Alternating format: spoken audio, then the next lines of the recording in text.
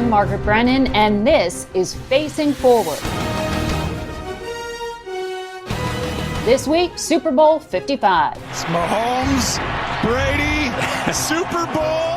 The Kansas City Chiefs face off with the Tampa Bay Buccaneers, capping off a season with obstacles throughout. The Tennessee Titans reportedly having 3 players and 5 personnel testing positive for COVID-19. We are not going to have Thanksgiving night football in the NFL. After a season of strict COVID protocols and scheduling adjustments, what were some of the lessons learned?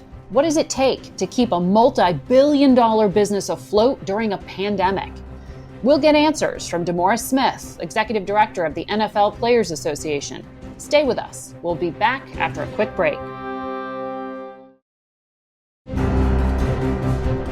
DeMaurice, it's so great to have you here with us ahead of the big game and what is a very, very big business that has found a way to manage through this pandemic, which is pretty impressive that we're actually having a Super Bowl this year. It's let's just put it this way. It's been a long, probably the longest season I've ever had in my life, regardless of anything I've ever done. But things are good. They're looking good, but we've taken the approach all year that operating this business in a pandemic is a week-to-week, day-to-day enterprise. And we're only a few days away, and I'm not willing to allow myself to relax. So a couple days and we'll have a great game with 2 great teams and something that's great for America. So I have to say up front that I am not a football fan. I am not a football aficionado, which I have to say is disclaimer because that will become abundantly clear to our listeners very quickly. But I am someone who really appreciates the sheer scale and numbers and reading through everything that you have been able to do is what makes me fascinated that in the midst of this pandemic that we're having a season, that we're having a Super Bowl.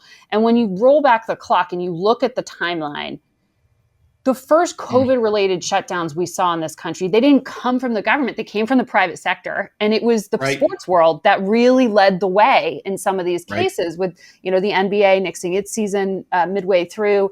And it really wasn't clear that we were going to have any season possible. So what did you have to do? Where did you begin in representing the players to be able to get them safely to this point? Well, going back in March, we had just finished a bruising collective bargaining round with the league. We got a deal done with the league, a new 11-year deal. I think the first week in March, we were all in Miami, Florida, the player leadership, and Broward County told us that they might shut down the county. I'm sorry, that they were going to declare a state of emergency. And the first thing I did, I bought the John Barry book on the 1918 influenza. Downloaded it on my Kindle. That is the book. We finished the vote, I think, on a Sunday morning. I finished the book by Monday afternoon, and I was terrified the entire time. But reading that book was really the first step. And looking up at and seeing March Madness shut down, the NBA had shut down, baseball had shut down. The big takeaway that I had from the John Barry book was whether we should be playing in a pandemic, just sort of the moral issue. But yeah, once you realize that there's probably not going to be a vaccine in 3 months and this virus was not going to just disappear into thin air, it really became a Herculean task.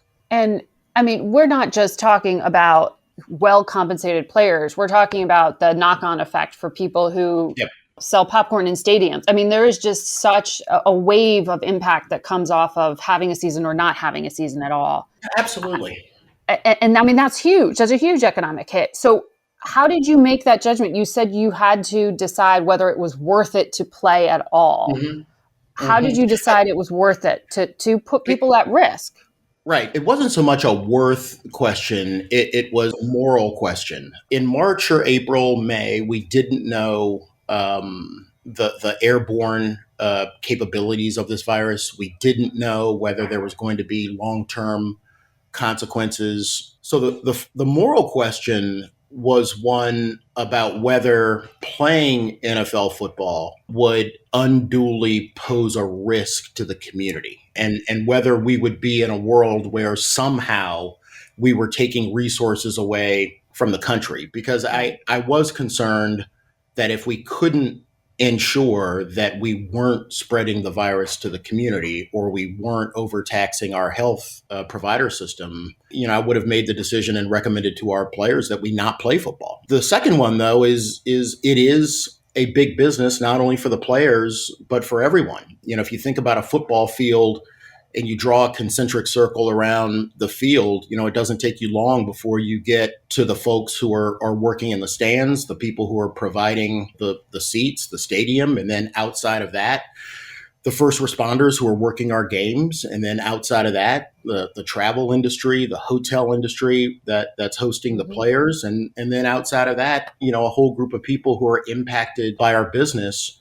And very quickly we realized that if we mass tested, if we had a robust contact tracing program, if we could convince our guys to wear masks, change football to improve social distancing, that we could actually suppress the spread of the virus. And I honestly, the thing I'm most happy about is not only did we make it, I think it provided a great blueprint of how the rest of the country can have businesses come back. Right. It's not easy. And again, knock on wood, we only have one more game, but we haven't had one in-game transmission of COVID-19, which is interesting, right? But we have had transmissions, away from the field and at home. Yeah. We've never had a positivity rate over 1%, and I'm proud of that. Proud of our guys. So the NFL says 262 players tested positive, 463 personnel tested positive. Mm-hmm. You're saying that didn't happen on the field, that happened at home. How has it affected the sport, though? Well, it has affected the sport, and you and I are in the same boat. I'm not exactly a football head. The players elected me because I was a lawyer. I think because you went to UVA law. Clearly, well, there one you of the best go. law schools in the country. Wahoo! There you go. Well, now I went there. My wife went to UVA, and now my son plays lacrosse at Maryland. So we've completely switched our allegiances away from Wahoo to Terps. But I think that the way in which we learned about the transmission of the virus was exactly and validated the ways that most medical scientists told us that the virus is going to be transmitted. Mm-hmm. Close contact between people in an environment that's not necessarily well ventilated, or transmitted through hand to eye, hand to mouth.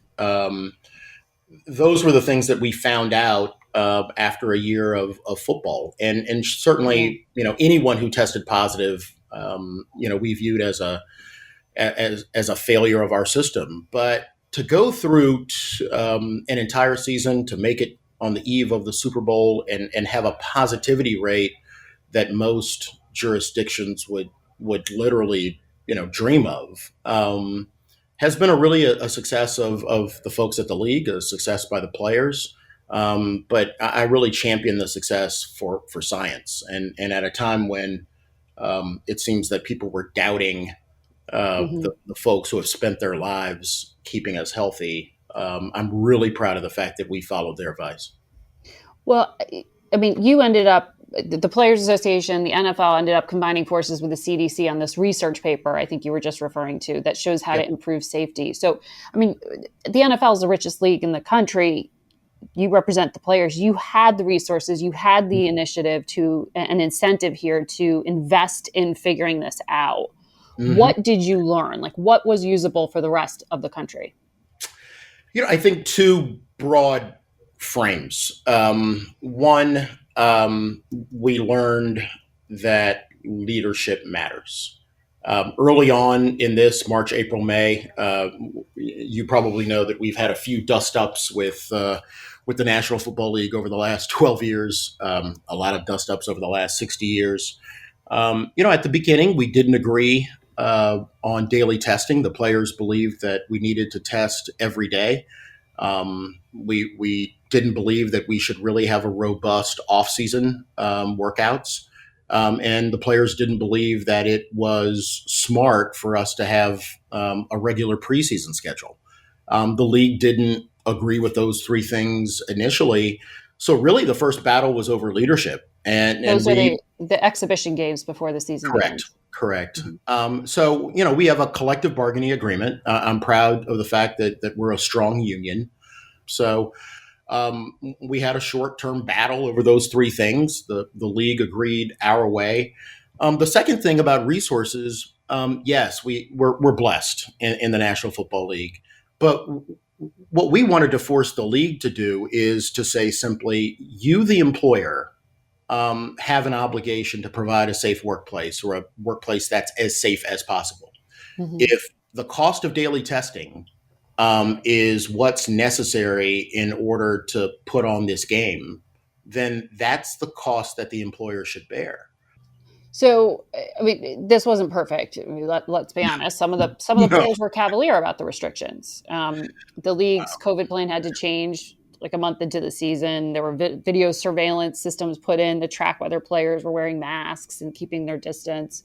What was behind that? Why was it necessary to put in these monitoring systems? Once we answered the question of should we play, morally should we play, and then we came up with protocols that we wanted not only the coaches to abide by and team personnel to abide by, but the leadership made a decision that all players were going to abide by that. It's a short step then to say that the players also agreed to monitoring systems and in some cases video cameras in common areas of the training facilities in order to ensure compliance. Every person who was in tier 1 wore a contact tracer, a little plastic box that measured everybody that you came into contact with that day and the amount of time that you spent and the proximity that you had. The players made a decision that since we were going to engage in this effort to play and as a group of workers, we had come up with what we thought could work as a union. I'm proud of the fact that they also included compliance. And to your point, it wasn't perfect. We had Denver, I think, play without a number of quarterbacks. We had some teams play with only one running back. The Cleveland Browns this year played a playoff game without a coach. Why were some of these folks not taking it seriously, or was it just too much? I think that what we saw in the National Football League were a microcosm of the country. You had some people who continued to think that they were somehow immune to COVID. You had some people who believed that it was better just to get it. You had some people who just simply did not want to engage in the rigor or the discipline. The good news is I'm glad that for the most part, that was a incredibly small number of people in the National Football League who flouted the rules. But I will say, and again, we agreed with it with the National Football League, when there was evidence that people were willingly disobeying the compliance measures, hefty fines were doled out to coaches and teams. And I think that was necessary. And it's probably one of the things that led us to where we are today. Are you going to ask the league to mandate vaccinations of players? That's a question that, again, is collectively bargained. We have some time. Are you looking at it? Oh, absolutely. It'll be an issue that's ultimately influenced by collectively bargained. What I care about right now is doing anything we can in the National Football League to promote getting the vaccine. My parents are in their 90s. They got the vaccine the other day. I know that there's a level of mistrust out there about the vaccine, but I do think that we are at a point in our country where it simply takes all of us to keep our country safe. And we'll address the issue of vaccines with the National Football League during the offseason. But let's put it this way: no professional athlete should be jumping the line to get the vaccine. I certainly don't believe in that. But you do have a lot of influencers, obviously, people Yep. with huge followings. Will we see NFL players out there doing public service announcements saying, go out and get your shot in the arm? I expect to see that, and only because, not because I've had any specific conversations with players about doing that, but this entire season we've seen players step up to the plate on social justice issues, equality issues, police brutality issues, issues of democracy. So the fact that our men and their families have stepped up to the plate to be a part of their community, I would be surprised if we wouldn't have players doing exactly the same thing when it comes to beating COVID and getting the vaccine. DeMaurice, stay with us. We're going to take a quick break here.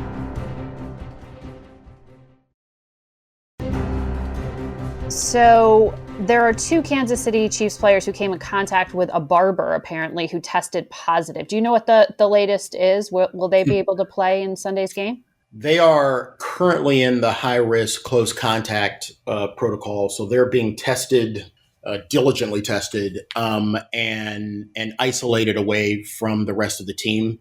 Once we get the final round of tests from them Friday and Saturday, we'll know whether they'll be playing in the game. So you talked about this a little bit earlier, but the sport itself has gotten political and it's gotten politicized in the past few years. It's on everyone's radar now. And activism among the players has brought, praise and controversy to the NFL. Where are we now with the league accepting that activism from players? Yeah, well, it's been a journey. I think I have always been one who wanted to exhort our players to not view themselves as somehow disconnected or isolated from their community. Players came out of the tunnel in St. Louis several years ago after the riots and shooting in Ferguson. We had players protest the Vietnam War back in the 60s and 70s. Sport, I would argue, has always had an element of politics in it. And I know that the flip side of the argument that, I've heard, let's just say more than once from almost everybody who just wants to come up to me and give me their opinion, that sports should be an escape for people and that Sunday should be something where people come together without controversy. I've always kind of responded to those things simply by saying, when in our country have we simply been at our best when we try to escape the things that everyday people have to deal with? I don't necessarily see sports as being over politicized or under politicized. I see it as a reflection of the country. And I think that the fact that the NFL has done a better job of embracing the authenticity of our players over the last few years, I actually think it's been great for the sport, but also the moral and right thing to do. So I know one issue that's being talked about these days is the lack of minority representation among coaches. Black NFL players make up 70% of the league, but the coaching numbers are far, far less than that. What impact does hiring minority coaches have on opportunities for players? Is there a direct connection? Yeah, well, I think the direct connection is we have a league that's where 70% of the people on the field look one way. And when you look at head coaches, NFL team front offices, NFL league front offices, and the ownership ranks, it doesn't look anything like the people who are actually doing the work. And I think that has long been a problem in the National Football League. I think that, unfortunately, we've had some former coaches of color who I think have given excuses or cover for the league in this, and not all of them, but certainly some of them have. There's some organizations out there who have given cover and provided excuses to the league. The league did ask the NFLPA to assist them on improving diversity, and we're going to have those conversations with the league during the offseason. Do you think in the next 5 to 10 years we'll see women actually playing in the NFL? I hope so. This year, you didn't have to be a football fan to cheer for the young woman who came off the sidelines to kick a field goal for her college team. I thought that was fantastic. I think that having people who can play at this level, we should be open about all of that. But I really care about improving the transparency and accountability on hiring, not only across the coaching ranks, but hiring in team front offices. There are a ton of people who work in football: accountants, lawyers, actuaries, people who run their communications departments. Those offices should reflect the diversity of our country and the diversity of the people on the field. You mentioned you're a parent. I'm a parent. Obviously, you're concerned about the well-being of your child, and you have the job of protecting other people's children right now. The league says on concussions, they're down about 5% this season. We know the chief medical officer at the NFL was recently asked about concussions, and I want to play for you what he said about when it's safe for a player to return to the field. So the whole goal of the return to play process is the brain fully healed? We have to understand that we don't have a blood test or a scan that tells us that. Right now, our best way to assess as clinicians if the brain is healed is, do we see symptoms reemerge as someone ramps up that activity? And so that's why we haven't put a particular time stamp on it, is because people do recover at different rates. So he's basically saying it's a case-by-case basis here, but in your view, does the concussion protocol need to be revisited? Should there be a mandatory minimum number of days a player is kept off the field for his own safety? I don't think so. I mean, taking us back to 2009, 2010, the NFL Players Association and the players themselves wrote the first concussion protocols. We didn't have them in the National Football League until the players made a decision that they were going to write these protocols, and the players insisted on sideline concussion experts, and the players insisted on a return to play protocol. The core of that protocol has always been, we're going to follow the science. So right now, most, if not all, of our neuroscientists don't believe that there's a mandatory minimum number of days away. I have a tremendous amount of comfort on how we're handling concussions in the National Football League, primarily because they are collectively bargained by the union. Where I am concerned, for example, is a recent report analyzing college football that demonstrated that most of their concussions in college football are coming from practices, not games. And we in the National Football League inherit players who are coming through a college system where, for some reason, their doctors and physicians and coaches and NCAA leaders feel that it's okay to have more people suffer concussions in practice than in the game. For some reason, the medical science that we're relying on here is medical science that the NCAA refuses to rely on. And that's a failure of leadership. Last question. You went to UVA Law School, as I mentioned. Yep. And before you joined the Players Association, you actually worked at the Justice Department for a bit. I did. Private practice. For all those law school students suffering through their exams who are wondering, how do I get a cool job like yours? I mean, how did all of that prep you for working with football players? I think what prepares you the most is being curious. Being a trial lawyer, you have to learn the facts very, very quickly. You have to be able to look around corners. You have to be able to engage in the mental rigor of building a narrative and figuring out exactly what's going on. So I think if I had to look at one trait that was developed there, it was that. Certainly collective bargaining is about advocacy. But as far as dealing with 2,500 players in the National Football League, I'm not sure anything quite prepares you for that. Well, thank you, DeMaurice. We'll be right back.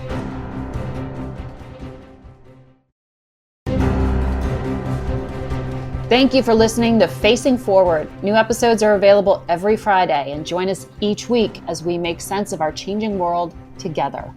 I'm Margaret Brennan. You can also find me on your CBS network broadcast stations Sunday mornings on Face the Nation or on our digital network, CBSN, at 10:30, 1 p.m., and 4 p.m. Sundays, or through our CBS All Access app.